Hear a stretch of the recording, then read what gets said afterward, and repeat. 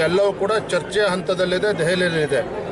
ಈಗ ನಮ್ಮ ಮುಂದೆ ಇರತಕ್ಕಂಥ ಗುರಿ ರಾಜ್ಯದಲ್ಲಿ ಇವತ್ತು ಸದಸ್ಯತ್ವ ಅಭಿಯಾನ ಅದನ್ನು ಇನ್ನೂ ಕೂಡ ಚುರುಕುಗೊಳಿಸಬೇಕಾಗಿದೆ. ಮುಂದಿನ ಒಂದೂವರೆ ತಿಂಗಳು ಸದಸ್ಯತ್ವ ಅಭಿಯಾನದಲ್ಲಿ ನಮ್ಮೆಲ್ಲ ಕಾರ್ಯಕರ್ತರು ಬ್ಯುಸಿ ಇರ್ತಾರೆ. ರಮೇಶ್ ಜಾರಕಿಹೊಳಿ ತಮ್ಮ ನಾಯಕತ್ವವನ್ನು ಒಪ್ಪಲ್ಲ ಆ್ಯಂಡ್ BJP ತತ್ವ ಸಿದ್ಧಾಂತದ ಮೇಲೆ ನಡೀತಾ ಇಲ್ಲ ವಿಜೇಂದ್ರ ಅವರು ಅಂತ ಹೇಳ್ತಾ ಇದ್ದಾರೆ. ರಮೇಶ್ ಜಾರಕಿಹೊಳಿ ಅವರು ವಿಜೇಂದ್ರನನ್ನು ನಾಯಕನನ್ನಾಗಿ ನಾವು ಒಪ್ಕೊಳ್ಳೋದಿಲ್ಲ ನಾವು ಮಾತನ್ನು ಹೇಳಿದ್ದಾರೆ. ನಾನು ಸ್ವಾಗತ ಮಾಡ್ತೇನೆ. ನಾನು ತಮ್ಮ ಮೂಲಕ ರಮೇಶ್ ಜಾರಕಿಹೊಳಿ ಇರ್ಬೋದು, ನಾನು ಹೇಳ್ತಕ್ಕಂಥದ್ದು ನಾನಿವತ್ತು ನಾಯಕ ಅಂತೇಳಿ ನಾನು ಹೊರಟಿಲ್ಲ. ನಮ್ಮ ಪಕ್ಷದ ವರಿಷ್ಠರು ಹಿರಿಯರು ನನ್ನನ್ನು ರಾಜ್ಯದ ಅಧ್ಯಕ್ಷನನ್ನಾಗಿ ನನ್ನ ನೇಮಕ ಮಾಡಿದ್ದಾರೆ. ರಾಜ್ಯದ ಅಧ್ಯಕ್ಷನಾಗಿ ಒಬ್ಬ ಸಾಮಾನ್ಯ ಕಾರ್ಯಕರ್ತನಾಗಿ ರಾಜ್ಯದಂತ ಪ್ರವಾಸ ಮಾಡ್ತಾ ಇದ್ದೇನೆ. ಈ ಭ್ರಷ್ಟ ಕಾಂಗ್ರೆಸ್ ಸರ್ಕಾರವನ್ನು ಒಂಟಿಗಾಲಲ್ಲಿ ನಿಲ್ಲಿಸ್ತಕ್ಕಂಥ ಕೆಲಸ ಯಶಸ್ವಿಯಾಗಿ ಮಾಡಿದ್ದೇವೆ ಬೆಂಗಳೂರು ಮೈಸೂರು ಪಾದಯಾತ್ರೆ ಮೂಲಕ.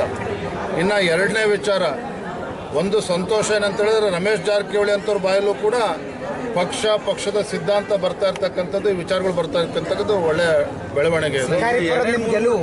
ಕಾಂಗ್ರೆಸ್ ಕೊಡುಗೆ ಅಂತ ಶಿಕಾರಿಪುರದ ಗೆಲುವು ಕಾಂಗ್ರೆಸ್ ಕೊಡುಗೆ ಅಂತ DK ಶಿವಕುಮಾರ್ ಹೇಳಿದ್ರು. ಅದಕ್ಕೆ ನೀವು ತಿರುಗೇಟು ಕೊಡ್ತಾ ಇಲ್ಲ ಯತ್ನಾಳ್ ಹೇಳ್ತಿದ್ದಾರೆ. ತಿರುಗೇಟು ನೋಡ್ರಿ, ತಂದೆಯವರು ಯಡಿಯೂರಪ್ಪ ಒಂದು ಮಾತನ್ನು ಹೇಳ್ತಾ ಇರ್ತಾರೆ, ಮಾತನಾಡೋದೇ ಸಾಧನೆ ಆಗಬಾರ್ದು, ಸಾಧನೆ ಮಾತನಾಡಬೇಕು ಅಂತೇಳಿ. ಏನು ಬೆಂಗಳೂರು ಇವ್ರದೇ ಸಾಮ್ರಾಜ್ಯ ಅಂತೇಳಿ ಬೆರೀತಾ ಇದ್ರು. ಬೆಂಗಳೂರು ಗ್ರಾಮೀಣ ಲೋಕಸಭಾ ಕ್ಷೇತ್ರದಲ್ಲಿ BJP ಬಾವುಟನ ಹಾರಿಸಿದ್ದೇವೆ. ವಿಜೇಂದ್ರ ನಾನು ಕೂಡ ಮಾತನಾಡ್ತಕ್ಕಂಥ ವ್ಯಕ್ತಿ ಅಲ್ಲ, ಕೆಲಸ ಮಾಡಿ ತೋರಿಸ್ತಕ್ಕಂಥದ್ದು, ಅದನ್ನು ತೋರಿಸಿದ್ದೇವೆ. ಧನ್ಯವಾದ.